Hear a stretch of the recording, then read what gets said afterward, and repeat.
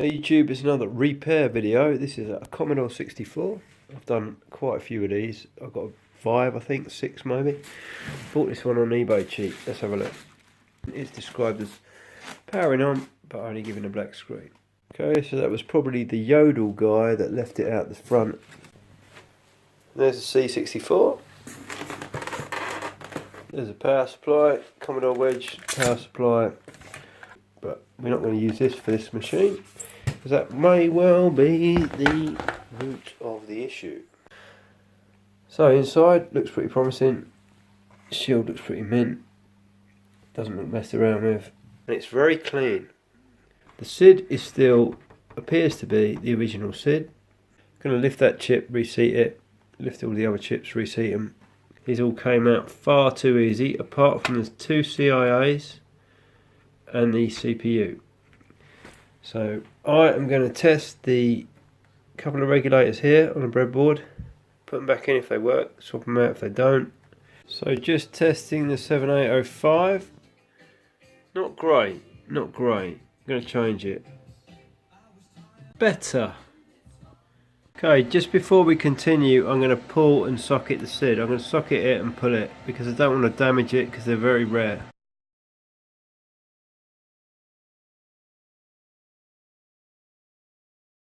So there's SID socket all nice and tidy. So I might as well just lift this while I'm here before I power it, lift these 3 before I power it, and just make sure they're putting out and these caps are reasonable. So the usual quick and dirty capacitor checks. That one's looking okay. Okay, so that checks out, these check out. Managed to undo a lot of the damage that the delivery driver did to this poly, and I've glued it back together with Yoo-Hoo Pour, P-O-R, Yoo-Hoo Pour. I've just put a heatsink on the SID there, which is socketed now, as you can see. Little one on the CPU, and I'm just going to spray some contact cleaner. I'm just going to make sure this isn't lacquer, or yeah, it's contact cleaner. I'm just going to spray that in the socket here.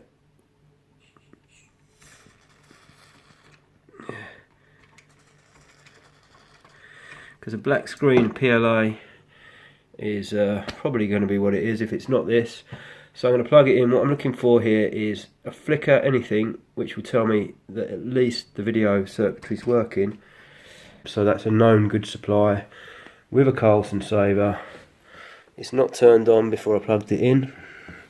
See what we get. It's trying. Black screen.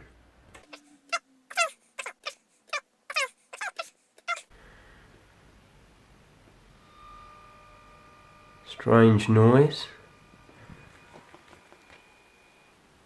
Strange noise disappeared. Off. On. Strange noise.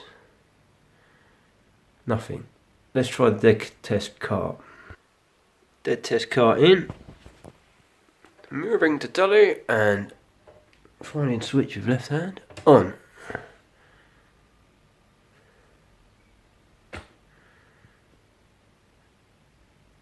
And not much.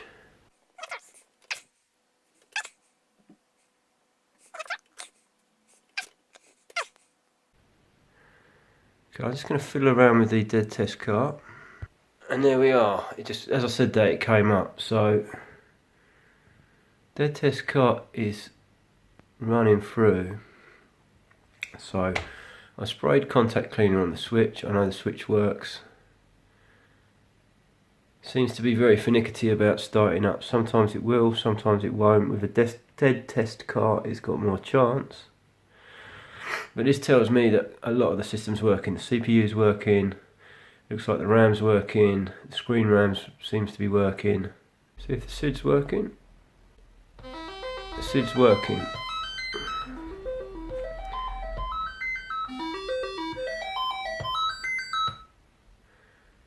Okay, so it seems to be when it gets warm, it starts. Now that's either a capacitor, a moody connection.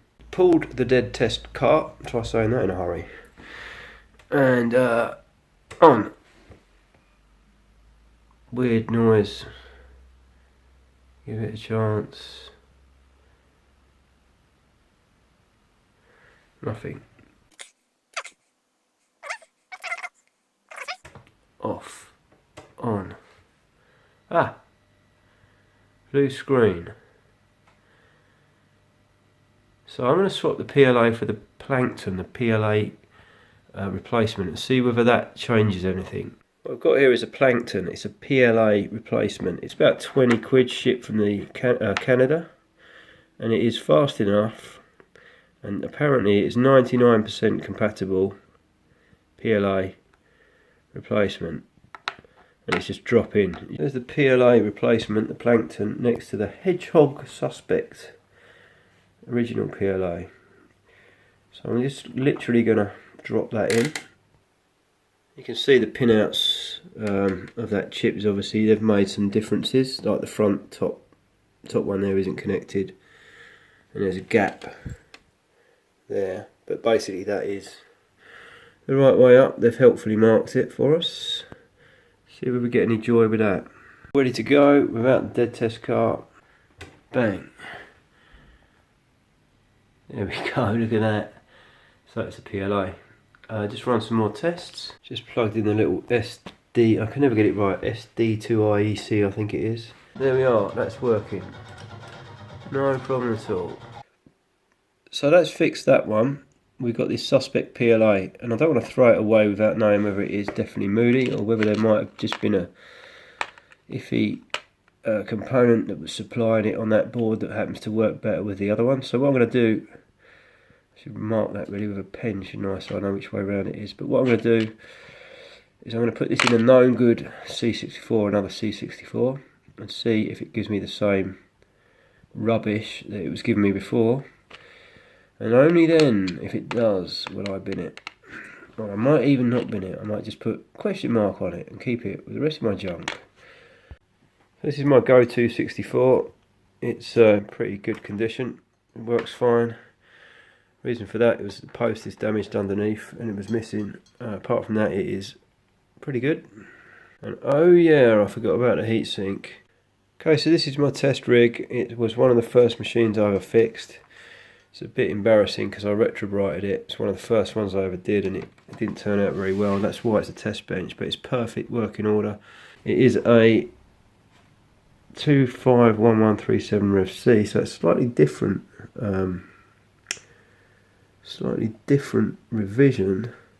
However, you can see I've socketed pretty much everything on this board, so it can be used as a test rig. Just going to pull the PLA here, and we're going to put in our suspect PLA here, see what happens. So I just marked it up with the red so I don't put it in upside down, which would be a disaster. I know it's probably broken anyway, but I don't want to kill it unless I absolutely have to. So let's see what it gives us when we power it on this one. Oh my god. Oh my god. There may be an issue on that board around that PLA. So I just run some tests with this. So yeah, pretty conclusive. It's working fine.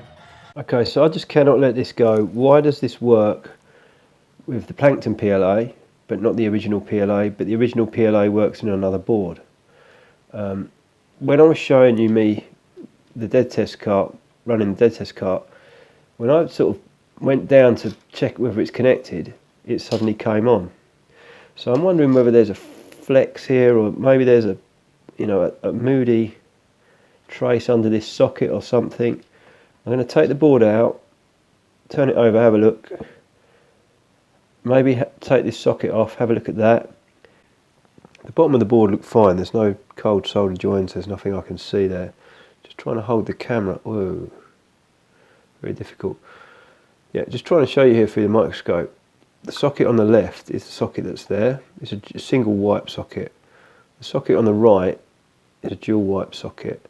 The socket on the left doesn't look too bad, but I'm going to replace it with the one on the right to give it more chance of actually connecting, because the pins on the PLAnkton are a lot fatter than the pins on the original PLA. Probably not going to do it, but it won't hurt, hopefully. to lift this socket and just see if there's any bodge work underneath, and have a nice new socket. So I'm going to try that in the first instance. I'm going to clean out the ye olde desoldering gun before I do this, so I'll give myself the best chance of not balking it. So that's that side, that's the other side. I've taken it off, but I don't know, just some of the pins don't look quite, you know, as good as the others there, and it can't hurt to give it a shiny new socket. So let's see if that changes anything. I've traced out every single pin to its contact, and there's the socket back on, looks okay. Cleaned up the bottom with some isopropyl alcohol, cotton buds and what have you. Thinking about it, it's not worth screwing around. It's giving me weird behaviour. There's not that many caps. I might as well recap it. Bit of a waste of time, that. Okay, so she's had a bit of TLC now. All recapped, everything de-lidded here. Heatsink, going to be heatsink. I've run out of these heatsinks. These are so useful, I've run out. Underneath, all scrubbed up with isoprop. There is no damage. This stuff is weird. I mean, here for example, see it's dark there, light blotchy there, not sure what's going on there. See if I put the old PLA in, is it going to work? So here is the hedgehog for another run. The hedgehog is in. Sweet. So did all that screwing around make a blind bit of difference? Are you ready? We will hit go now. Yes, it did. So it was either the socket or a cap. Let's try it again. So yeah, that was driving me nuts. Something on the board was either loose or broken. It just didn't make any sense why that PLA would work in one machine and not another. Okay, so it's all working with its own PLA now, not the PLAnkton. Bit of a windy road there, but all working, another one saved. Thanks for watching, see you all later. Cheers, bye.